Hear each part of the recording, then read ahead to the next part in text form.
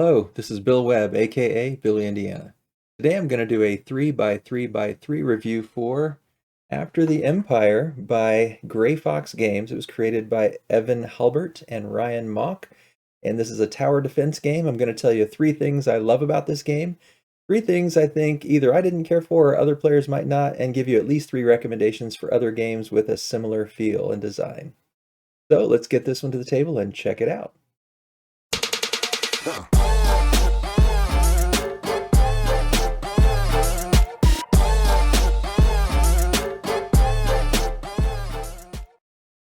So in After the Empire, you have a large game board and you've got lots of components and you've got a player board where you're building up your tower. And I'm going to try to focus on a brief overview. I'm hoping to do a solo playthrough. I supported the original Kickstarter form of this and just received it a month or so ago when that was sent out to the backers.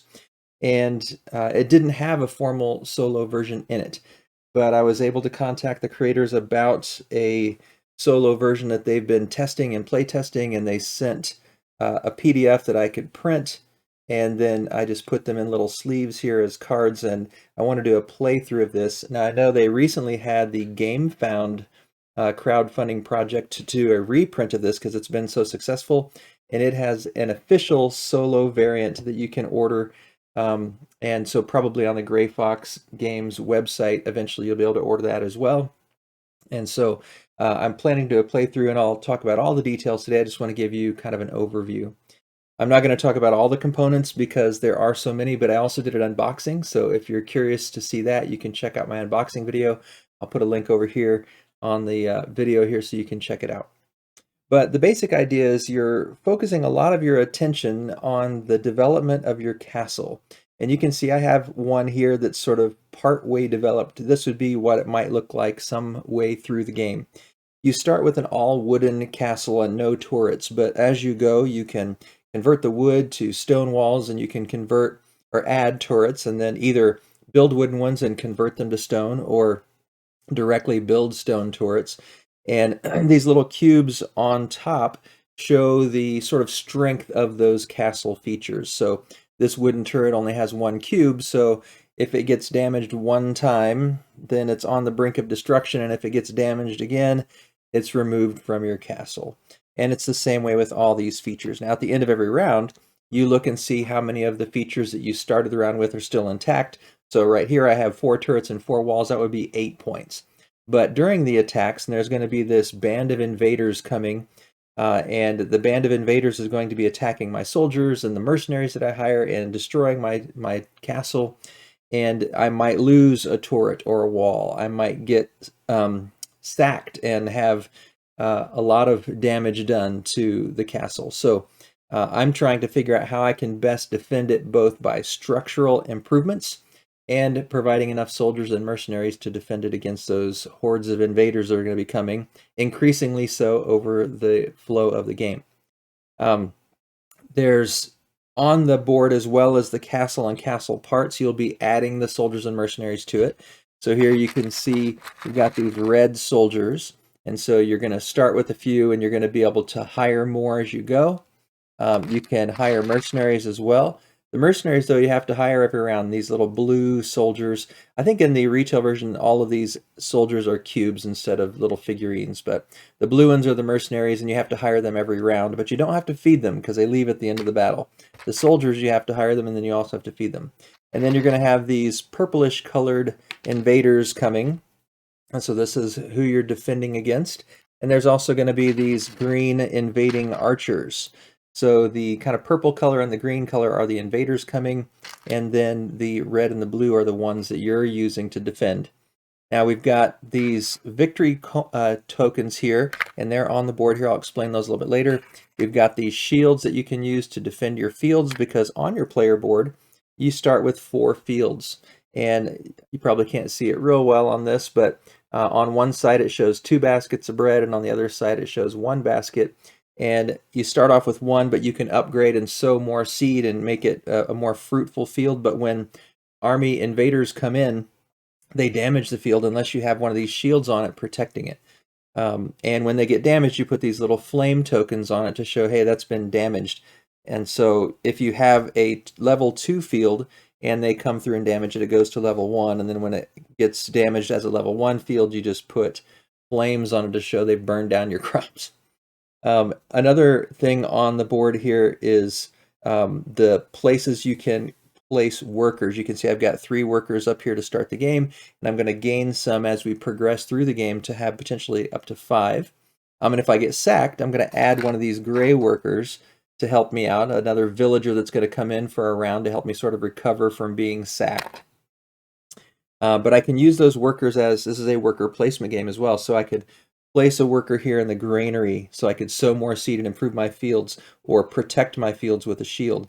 I can go to the stockpile where I'm going to be keeping track of my stone and my wood and my iron supplies, and I can use those resources to build new features on my castle. I can also take him to the infirmary and heal up any soldiers that I have that have been injured in battle.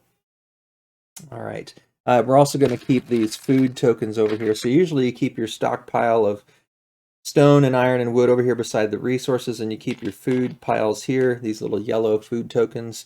Looks like kind of a basket of bread. And so you can have these worker placement spots here. Now these tiles are part of the siege aspect of the attacking invaders. Sometimes they come with ladders to climb your wall. Sometimes they come with catapults or some other device to damage your walls or damage your turrets.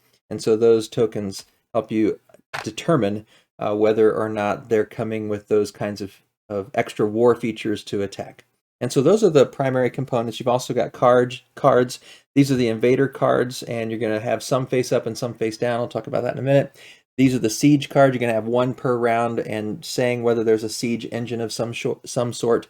You're going to have buildings you can buy where you can have those buildings that will help you either improve your armory or improve your food supplies or improve your ability to build the buildings or improve your ability to manipulate the other worker placement sites on the board, which I'll show in a minute. You've got these, what are they called? They're special objectives, secret objectives. There they go, these secret objective cards. And you start with 1, but you can also gain more through the game. And they say things like, dig deep. At the end of the game, you're going to get 3 gold if you have the most iron in your stockpile. And so these have just a variety. Feed the hungry if you have the most food cards at the end of the game. So these are just cards that give you special points at the end, objectives you're trying to achieve throughout the game. You start with 1 and you can pick up others throughout the game. And then you've also got refugees that you can bring into your fold, and they help you also improve your ability to advance your armory or advance your ability to grow crops or to use the resources to build better features or all kinds of things. So the buildings and the refugees kind of help you ongoing. The secret objectives help you score at the end. And then down across the bottom, we do have this score track, and I'll talk about that here in a minute. But let me clear off some of these things. Let me move this game trays system so you can see the worker placement parts a little bit better. So every round, you're going to initially turn over 1 of these cards that will show you, and when you turn them over, you don't want them all necessarily oriented the same way. So these red cards are going to be not only shuffled, but spun in a lot of variety of ways. This one, you can see the red swords coming from the top. That means we know invaders are going to be coming from the top. It's the infernal army. And depending on how much gold we have, because this is a competitive game, and so you're trying to have the best castle and earn the most gold by the end of the game compared to your opponents. The more gold you have, though, the more of the infernal army is going to attack your castle as opposed to the other players in the game. So if you have 10 gold, then 3 soldiers and 2 archers are going to attack from the north side. If you have 20 gold, then 5 and 3 are going to attack. If you have 30 gold, then 7 and 4 are going to attack. We know they're coming from the north. Now, in the second round, you're going to not only have 1 face up, you're also going to have 1 face down. So you know another band of army invaders are going to come, but you don't know which direction they're going to come from, and you don't know what kind of armies they're going to be. And then the next round, you're going to have 1 that's face up and 2 that are face down, and you keep advancing and further, so you keep getting more and more unknown information. And then when it's time to reveal them, you turn them over and you can see these archers are coming from the south, and then you turn these over, oh, these horsemen are coming from the east, and then so you're going to just keep getting further and further. Eventually you're going to have 3 face down that you don't know how many are coming, you don't know what direction they're coming from, and then you also have always in every round 1 face down siege attack. And so again, you're going to flip it over and it's going to show you the direction that the siege is coming from. This one shows ladders, so I would take that ladders token, and they're coming from the north, so I'd put a ladder here on the north side to remind me that that's where the siege is coming from. It says that if I have 2 gold, I'm going to have 1 army just use the ladder to climb the wall. If I have 12 gold or more, then I'm going to have 3 climb the wall, and if I have 22, I'm going to have 4 climb the wall. And so it's another part of battle that I have to think about. I want to hopefully keep them out of my walls, but they're bringing ladders, and some of them are going to get in if I don't kill them before they have a chance to. And then it also has a surge effect here, and this one says all players are going to have a number of soldiers coming equal to the season. So over here we got this sun on the season tracker, and we go through 7 seasons. So if we're in season 1, I'm just going to have 1 soldier coming from that side. If we're in season 7, we're going to have 7 soldiers coming from that side. We always have that face down one that we reveal the same time we reveal these. Some of the worker placement places on the board, let me slide this down here so you can see it under the picture of me. So we've got the scout place, you can put a worker there. And depending on how many players you have, so you can see here there's only 1 spot for scout unless you're playing with 4 players. Then you got a second spot. And when you choose the scout option, you take 2 of these secret objective cards, you're going to keep 1. You also get a shield for your fields, and you also get a 3 move token, so that when we flip these over, you can, and you now know where they're coming from, you can start moving some of your soldiers around to different areas to help defend the castle a little bit better. There is a free move section in the beginning before we flip them over, so you can put your armies and mercenaries everywhere you want.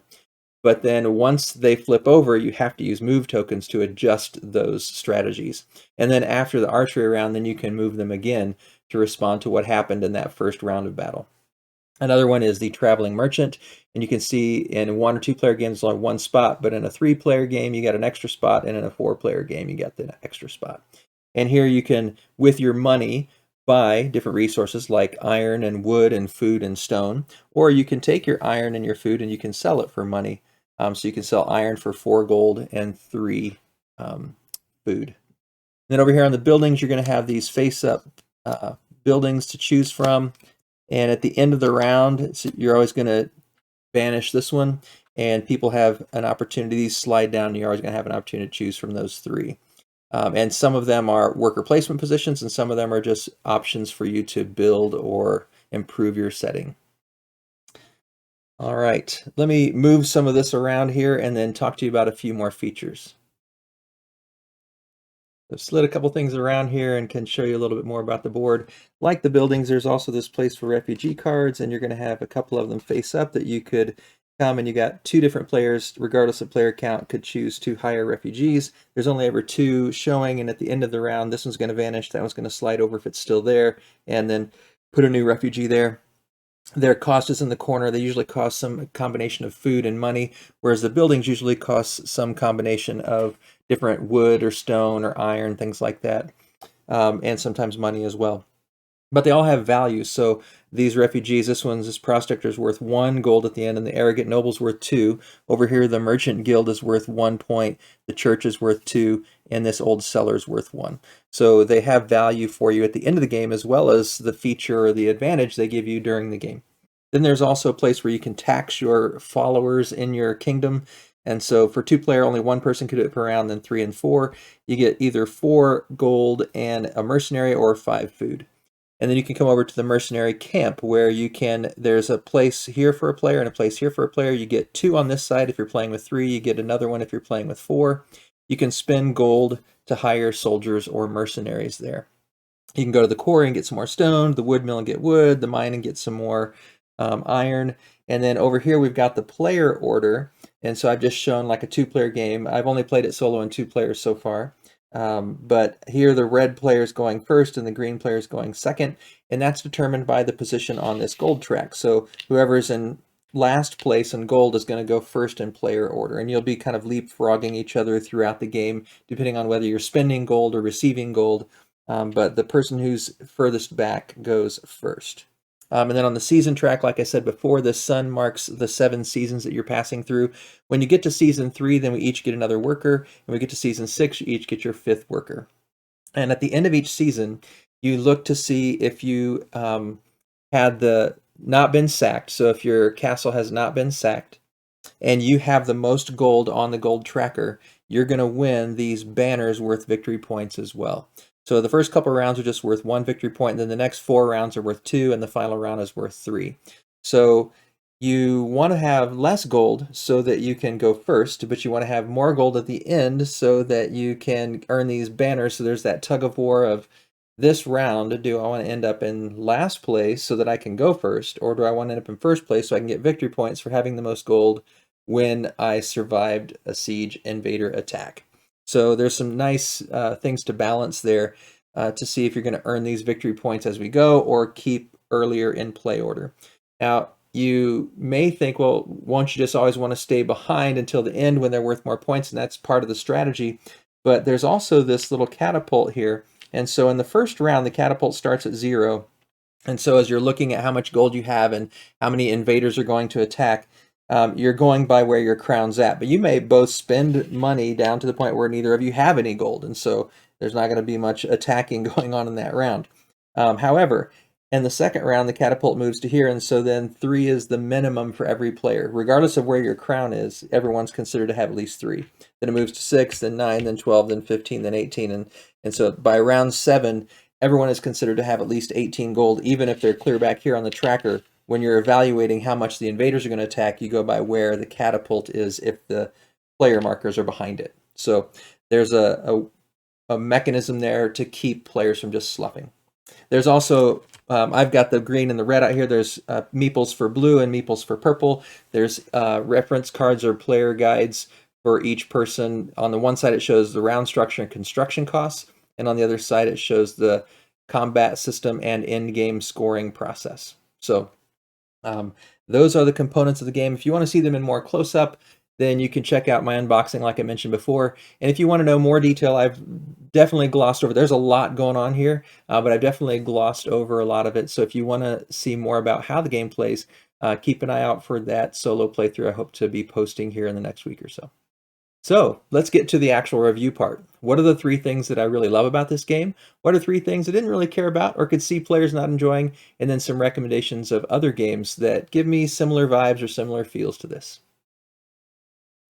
All right, the first thing that really struck me and one of the things that made me want to invest in this Kickstarter back in the day, I think it was a 2019 Kickstarter when it first came out, is it is beautiful and it's got an incredible toy factor. I mean, you saw the castle parts, you saw the different features. Now, this is the Kickstarter version where the soldiers are little figurines instead of cubes, but even the board itself, I think, is beautiful. The player mats, I have the neoprene ones as well as the cardboard ones that come in the game. Also beautiful. The card art, I think, is really attractive. The game trays are really nice. So it's got that great toy factor with the parts of the castle and just the fun it is to build that up and change out the pieces. But everything else really, in terms of the components and in terms of the art to me, is just gorgeous. So it's very striking. It's got great table presence. And that was the first thing that drew me in, and something that honestly I still really enjoy. That often is the first thing that will get me interested in a game. But it has to be a good game, and I'll give you a little spoiler alert. To me, this is a very good game, but that the art and everything that pulls me in is a big part of getting me interested to begin with, and it is really great, top notch. The second thing that I really enjoy about this game is that it's a combat game, but you're not fighting each other. You're competing against each other, but you're not fighting each other. And I particularly like combat games, but pretty much no one else in my family does. So I have a hard time getting those combat style games like Kemet, Inish, Cyclades, just different games like that. I have a hard time getting some of those to the table.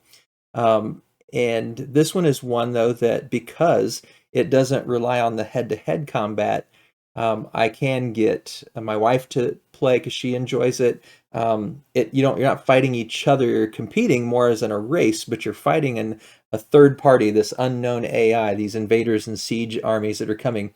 So I think that's a really clever take on a combat style game where you still, for those that like combat, get that, hey, I've got a battle, I've got to get my soldiers ready, but you're not fighting the other opponents if your other opponents, your other players don't enjoy that head-to-head combat, don't enjoy that kind of game. So I think that's really a great thing about this game.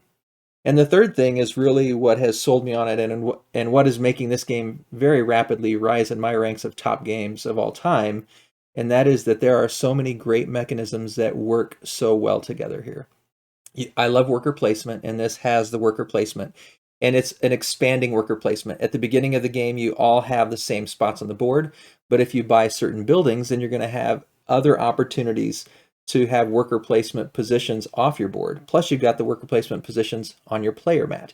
So there's a lot to choose from. There's a lot of ways to go, a lot of different strategies to follow. And you're having to think about, on my turn, I've only got 3 workers in those first couple of rounds. How am I going to maximize all the things I need and want to do with so many choices and so few workers to get it done? But then you get the growing number of workers as you go. And if you have a bad round and your castle gets sacked, you get an extra villager to come in for the next round to sort of give you that catch-up mechanism. But you've also got the resource management, because you have to manage, oh, I need enough stone to advance my castle. I need enough wood to build new features that got destroyed. I need iron so I can advance my castle, or to buy new buildings. So managing those resources is there as well. Then you've got the card manipulation and choosing which cards do I want to buy and which ones are going to give me the best strategies for my overall game strategy, which ones are going to give me the best advantages. And also thinking about how many points they're worth, because the cards not only give you an advantage, but they're worth points at the end of the game. And then the whole strategy of monitoring this gold track. Do I want to be behind this round so I can go first next round and make sure I can get that worker placement spot that I need? Or do I want to be ahead so I get the victory points? And I can't just stay behind and hope I can earn points other ways, because that threat tracker is moving up all the time, little catapult. So I'm going to have to suffer attacks from a certain number of invaders, regardless of where my gold is based on that. So there's just so many things that interlock and integrate, so many things to figure out how to balance all the things you want to do, how to maximize all the things you want to do. I just feel like it integrates so many different unique mechanisms. Well, the mechanisms itself aren't really unique, but the way they integrate is, and the way it comes together in what's surprisingly an easy game. I mean, I feel like this is one where there's a big steep learning curve. There's a lot to absorb, and so it's definitely not a beginner's game. It's not a kind of a gateway or welcoming game. But once you've had a couple rounds under your belt, it's not hard to play. It's hard to make choices, but it's actually fairly easy to get going once you get over that first hump of figuring out what's going on. There's so much here, but it's actually a nice, smooth, and it doesn't take that long to play either. The first game that my wife and I played took us nearly 3 hours, but we were reading the rules, we were figuring it out, and there's a lot of components. But the second game cut in half, and I think every game, and then I played it solo sometimes as well. And I think every time we play in the future, it's going to be continue to trim the time down, because now we know a lot more about what cards might be out there in terms of the options. We also know really well what all the different worker placement options are, and have tried some different strategies. So, and yet every time I play this, I'm not going to necessarily go with the same strategy. There's so many different routes to take, and depending on what cards come up, I may want to adjust my strategy midstream. There is so much to think about, so much that I love about the integration of these mechanisms, and the way it comes together in a combat, non-combat game. So I think you can probably tell my final conclusion about this one from what I've said already, but that's the third thing I love about After the Empire. But there are some things that I didn't care for, some things that I think other players might not care for. So let's talk about those now. So the first thing that I am not crazy about, and I think it maybe holds it back just a little bit, is it is a table hog. There are a lot of components. It takes a little bit of time to set up. It's not terrible because of the nice game trays. That really helps a lot. It would be bad if there was a bunch of baggies with those things. Those game trays really help a ton. But you do have to pull out all the cards, and you have to set up quite a bit. And it is not a quick 45-minute game. It's going to probably be, I don't know that we'll ever really get it much under an hour. That's probably minimum. And depending on we've only played solo and 2-player, so I'm assuming if you go to 3 and 4, it's going to add time. So both the time that it takes to play and the amount of things and the space that it takes up. It's not like you're going to just, put this on a little dinner table or a card table and play this with a bunch of players around. It takes quite a bit of space. You need a pretty large dining table or designated game table to get everything out for multiple players. So that kind of holds us back. Sometimes I really want to play it, but we don't have the time or the space where we're at. It's a huge box too, so it's not one that's going to travel real easy. It's kind of nitpicky. Like I'm never going to get rid of this game. I don't think. I love the game. So, but those are things that sometimes when I wish I could play it, hold me back from actually pulling it off the shelf, and I'll pull a smaller game off because of the time or the space. And it's the second one, I guess, kind of carries over to that. So the second thing that I was a little frustrated with is the rule book shows the retail version. And so I feel like there should have been an insert or something that shows the Kickstarter version of things, because it took me quite a while to figure out, okay, so in this picture it's showing cubes, so what do these cubes match with? And it shows discs in the picture of the retail version, but they're actually miniatures. So just trying to figure out, okay, now which of these miniatures represent which of these cubes, and which of these miniatures represent which of these tokens. And so it was a little bit confusing trying to figure out that rule book and what everything was. It was because there's so much and how to organize it. It wasn't in the game tray. So then trying to figure out, well, how do I even use these game trays was a little bit frustrating. So that initial hump, both in terms of, like I mentioned before, the hump of learning how to play the game, and then also just even learning what all these pieces are and how to organize them. I had to do a fair bit of trial and error and searching on BGG to kind of figure that out. It'd have been nice if there was a little insert that clearly showed what the Kickstarter features were, and it also a little insert showing how they recommend you use the game trays so that you could be well organized and know what everything was right off the bat, since the Kickstarter version is pretty significantly different than the retail version.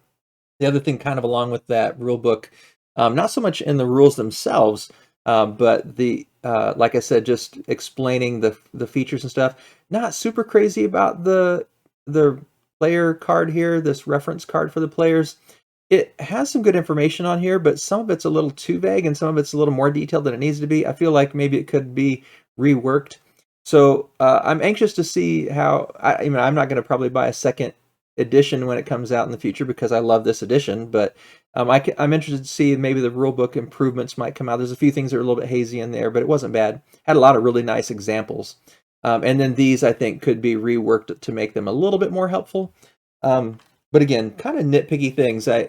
Once you get past that, and it was mostly frustrating that first couple of days when I was trying to figure out how this game works and what all these things were.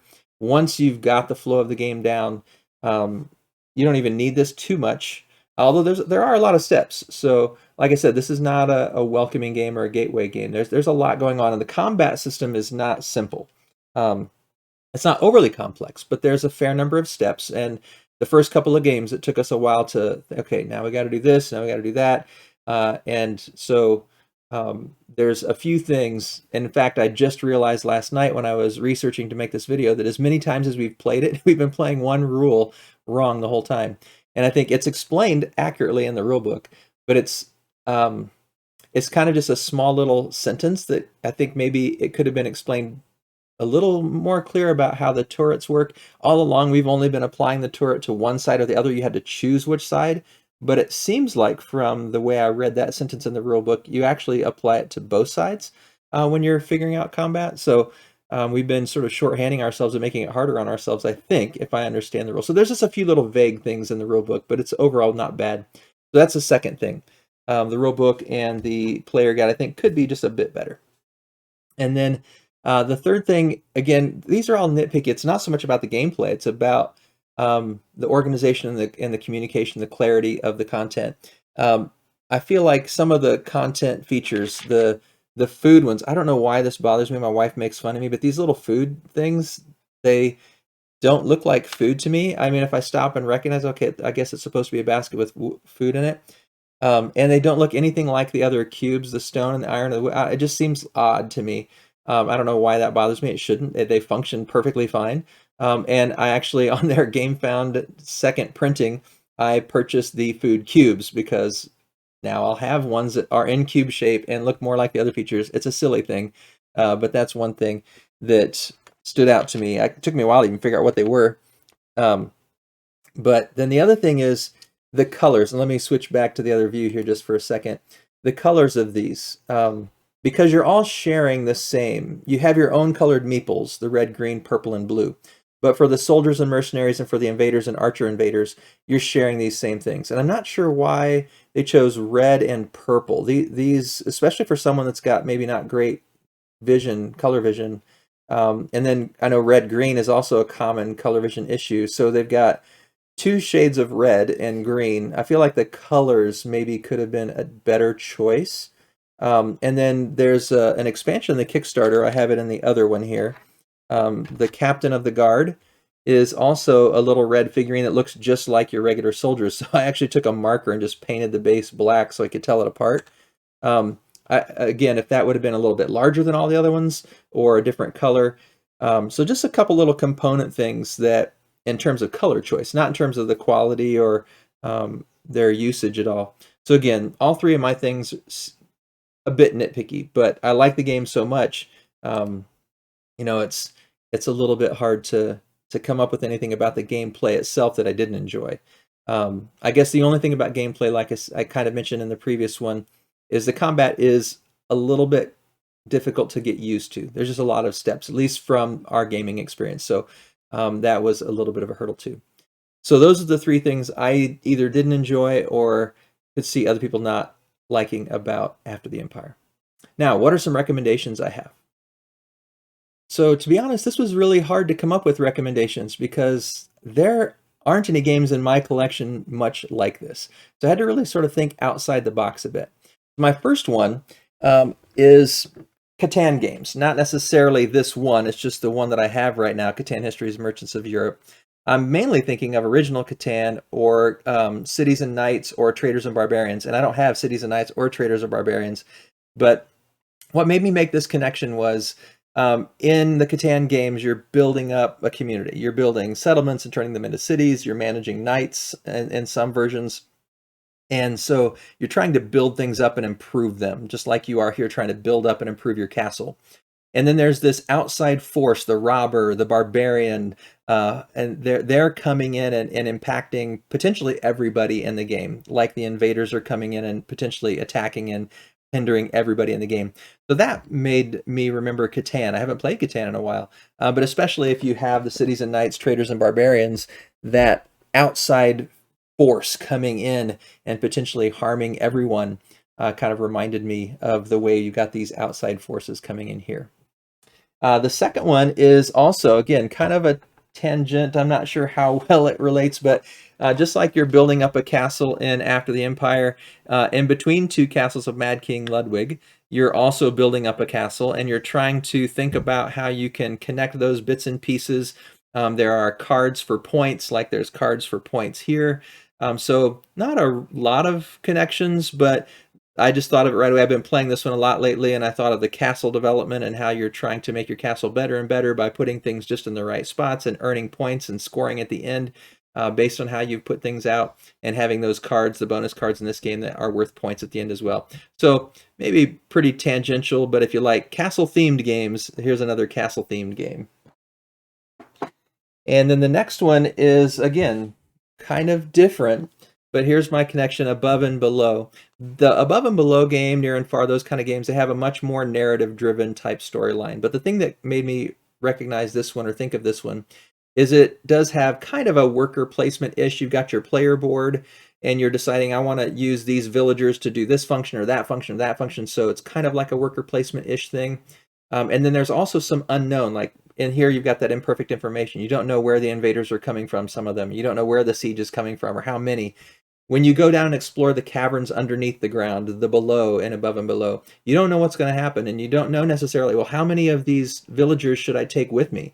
And should I take a torch? You know, I don't know what's coming, and so I'm kind of guessing, and that kind of reminded me. And then also here you're building up a collection of underground and above ground buildings, which give you not only ongoing functions during the game, but also end game scoring, like the buildings and the refugees do in After the Empire. So Above and Below also had a few features that kind of reminded me of what we experienced here with After the Empire, but a very different game. And then the last one that I'll mention, and this is more because of the scope and the beauty of the game to me, and that is Scythe. It's in Scythe, it's again kind of a worker placement, not so much placing the workers, but choosing which of the actions on your board you're going to choose. So are you going to take resources? Are you going to move your mechs and your villagers or your workers out on the board?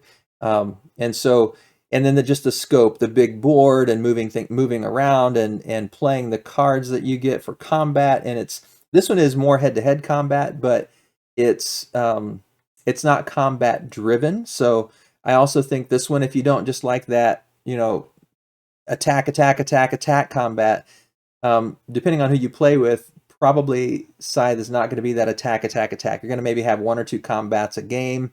And just figuring out how you can manipulate the resources and which ones you want to choose at which times, and how you want to use the different cards for, when you explore, you get the combat cards, and when you explore and you find those other cards that give you different features, and so those event cards or interaction cards, I forget the exact title for them, but just the scope and the grandeur and the beauty of the game kind of reminded me too of how this just feels big with a lot going on.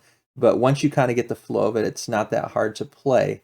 It's got a steep learning curve, but then once you get over that learning curve, there's a really wonderful interaction of a lot of things going on. So that's how I compared it to Scythe. So again, in my collection, in my experience, not much that just feels exactly like After the Empire. I was having to think more about the mechanisms and how they made me feel and how they worked together. And so there's actually 4 games that I was thinking of and was reminded of in some level, other games that I really like that have some things in common with After the Empire. I have a few other games I'll mention as possible recommendations, but they're games I haven't played, so maybe you can give me some info feedback down in the comments whether you agree or not. One is Cloudspire by Chip Theory Games. I think it's a little bit more head-to-head in the tower defense kind of style of game, but again, building up your spires, I guess, and building up the strength of what you're developing and trying to defend against outside attacks. So possibly another one is Era. Again, I haven't played that one, but it looks like you're kind of building. It's got that sort of toy factor of putting things together and building up structures. It looks pretty cool. That kind of stuck out. I haven't played these games, just seen them online and watched videos, so kind of made me think about it. And then a new one, Hadrian's Wall. It's a flip and right, roll and right, something and right kind of a game where you're trying to defend Hadrian's Wall. And so these invaders are coming, and I think you don't necessarily know how many are coming. Again, I haven't played any of those 3 games, so if you feel like those have some good connections to After the Empire, let me know in the comments down below. But those are 3 that I haven't played, but based on the videos that I've watched, I wondered if they might have also a similar feel. So those are some bonus things to consider. Love to hear some feedback from you. So there you have it. That is After the Empire. That's my 3x3x3 review. In conclusion, you can tell I really love this game. I've mentioned a couple times why I love it, and this is going to be one that's going to stay on my shelves, and every time I have the time and the space, I'm going to be leaning towards choosing this one. It's just one of my current favorites that I just can't get enough of right now. So if you enjoyed this video, if it was helpful for you in any way, I'd love it if you'd click on that thumbs up down below and give it a like. And if you wouldn't mind subscribing to the channel, that helps out a lot. I'd appreciate that. If you want to see the solo playthrough that I'm hoping to put together here in the next several days, click on that bell icon and you'll get a notification about that one and other videos. If any of these recommendations make sense to you, you have additional recommendations of similar games, leave those in the comments. If you've played After the Empires, tell me what you thought about it. What did you like and not like about After the Empires? Did you like it as much as I did? As always, thanks for watching. This is Billy, Indiana, signing off.